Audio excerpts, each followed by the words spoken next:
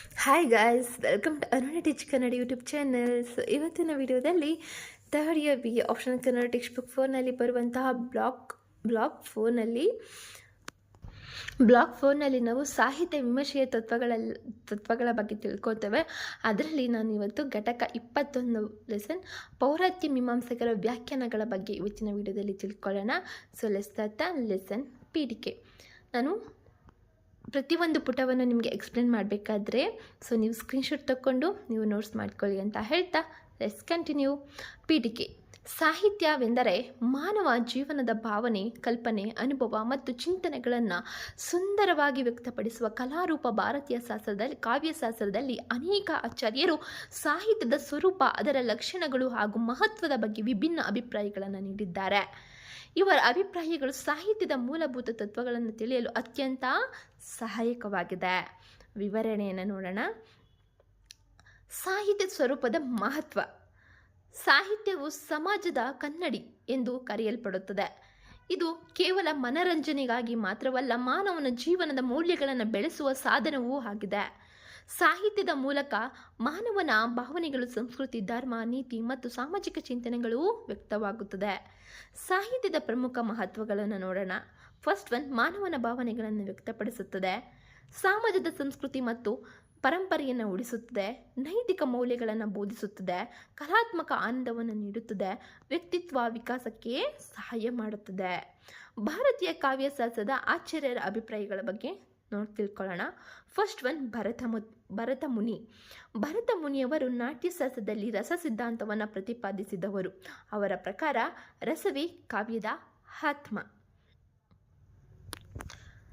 Next, ಕಾವ್ಯದ ಮುಖ್ಯ ಉದ್ದೇಶ ರಸಾನುಭವವನ್ನು ಉಂಟು ಮಾಡುವುದು. ಶೃಂಗಾರ, ವೀರ, ಕರ ಮೊದಲಾದ ರಸಗಳ ಸಾಹಿತ್ಯದ ಜೀವಾಳವೆಂದು ಯಾರು ಹೇಳಿದ್ದಾರೆ ಅಂದರೆ ಭರತ ಮುನಿಯವರು ಹೇಳಿದ್ದಾರೆ.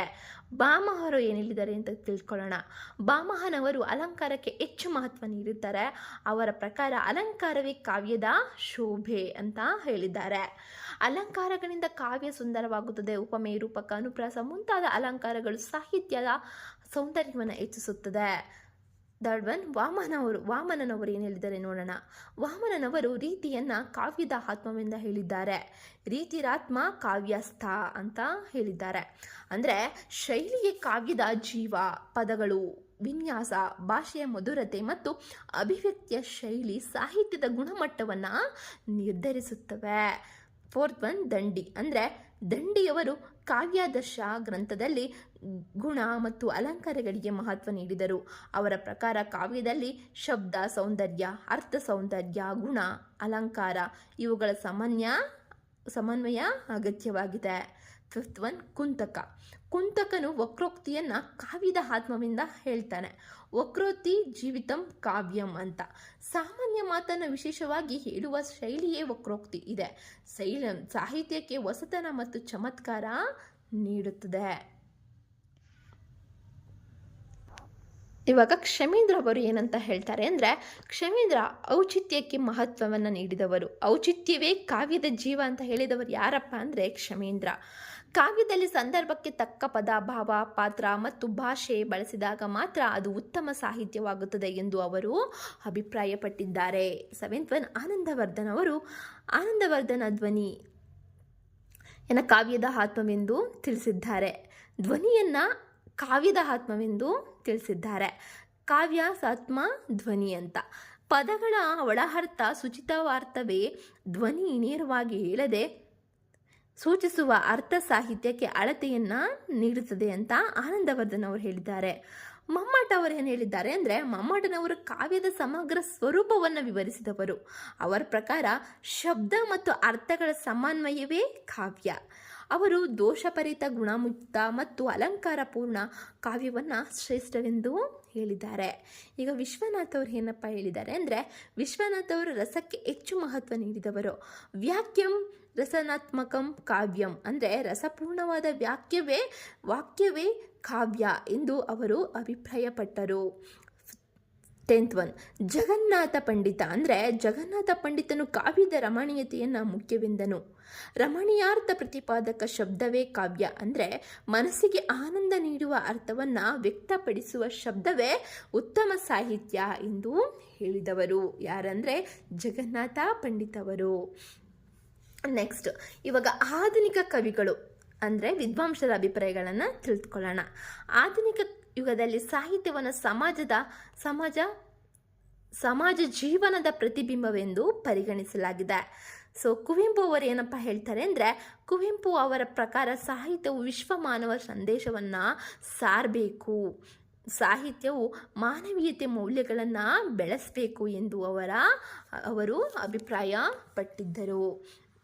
ಸೊ ಡಿ ವಿ ಗುಂಡಪ್ಪನವರು ಏನು ಹೇಳ್ತಾರೆ ಅಂದರೆ, ಡಿ ವಿ ಜಿ ಅವರ ಅಭಿಪ್ರಾಯದಲ್ಲಿ ಸಾಹಿತ್ಯವು ಜೀವನದ ಅನುಭವಗಳನ್ನು ಸುಂದರವಾಗಿ ವ್ಯಕ್ತಪಡಿಸುವ ಸಾಧನವಾಗಿದೆ ಅಂತ ಹೇಳಿದ್ದಾರೆ. ಬೇಂದ್ರೆಯವರು ಸಾಹಿತ್ಯವನ್ನು ಭಾವನಾತ್ಮಕ ಅನುಭವದ ಅಭಿವ್ಯಕ್ತಿ ಎಂದು ಪರಿಗಣಿಸಿದರು. ಕಾವ್ಯವು ಹೃದಯದ ಸ್ಪಂದನೆ ಎಂದು ಹೇಳಿದವರು. ಹಾಗೆ ಟಿ ಎಸ್ ಎಲಿಯಟ್ ಅವರು ಏನು ಹೇಳ್ತಾರಪ್ಪ ಅಂದರೆ, ಟಿ ಎಸ್ ಎಲಿಯಟ್ ಅವರ ಸಾಹಿತ್ಯವು ಸಂಸ್ಕೃತಿ ಮತ್ತು ಪರಂಪರೆಯ ಪ್ರತಿಬಿಂಬವಾಗಿದೆ. ಸೊ ಕೊನೆಯದಾಗಿ ಉಪಸಂಹಾರ ಕನ್ಕ್ಲೂಷನ್ ನೋಡೋಣ. ಭಾರತೀಯ ಕಾವ್ಯಶಾಸ್ತ್ರದ ವಿವಿಧ ಆಚಾರ್ಯರು ಸಾಹಿತ್ಯದ ಸ್ವರೂಪವನ್ನು ವಿಭಿನ್ನ ದೃಷ್ಟಿಕೋನಗಳಿಂದ ವಿವರಿಸಿದ್ದಾರೆ. ಕೆಲವರು ರಸಕ್ಕೆ, ಕೆಲವರು ಅಲಂಕಾರಕ್ಕೆ, ಮತ್ತಿತರರು ಧ್ವನಿ, ರೀತಿ, ವಕ್ರೋಕ್ತಿ ಅಥವಾ ಔಚಿತ್ಯಕ್ಕೆ ಮಹತ್ವ ನೀಡಿದವರು. ಇವೆಲ್ಲವೂ ಸಾಹಿತ್ಯ ಸಮಗ್ರ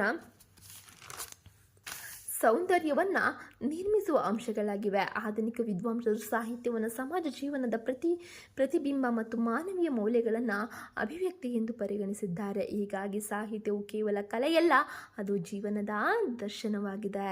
ಸೊ ಇದಾಗಿತ್ತು ಇವತ್ತಿನ ಲೆಸನ್. ಸೊ ನಿಮ್ಗೆ ಇಷ್ಟ ಆಗಿದ್ರೆ ಲೈಕ್ ಮಾಡಿ, ಹಾಗೆ ನಿಮ್ಮ ಅನಿಸಿಕೆಗಳನ್ನ ಕಮೆಂಟ್ ಮೂಲಕ ತಿಳಿಸಿ. ಹಾಗೆಯೇ ಹೆಚ್ಚಿನ ವಿಡಿಯೋಗಾಗಿ ಸಬ್ಸ್ಕ್ರೈಬ್ ಮಾಡಿ, ಹಾಗೆ ಪಕ್ಕದಲ್ಲಿರೋ ಬೆಲ್ ಐಕನ್ನ ಕ್ಲಿಕ್ ಮಾಡಿ, ಆಲ್ ನೋಟಿಫಿಕೇಷನ್ ಕ್ಲಿಕ್ ಮಾಡಿ ಅಂತ ಹೇಳ್ತಾ, ಹಾಗೆ ನಿಮ್ಮ ಫ್ರೆಂಡ್ಸ್ಗಳಿಗೆ ಶೇರ್ ಮಾಡಿ, ಅವ್ರ ಆಪ್ಷನಲ್ ಕನ್ನಡ ತೊಗೊಂಡಿರ್ತಾರೋ ಅವ್ರಿಗೂ ಕೂಡ ಯೂಸ್ಫುಲ್ ಆಗಲಿ ಅಂತ ಹೇಳ್ತಾ. ಸೊ ಸಿಗಿದ್ರೆ next video. Bye, take care.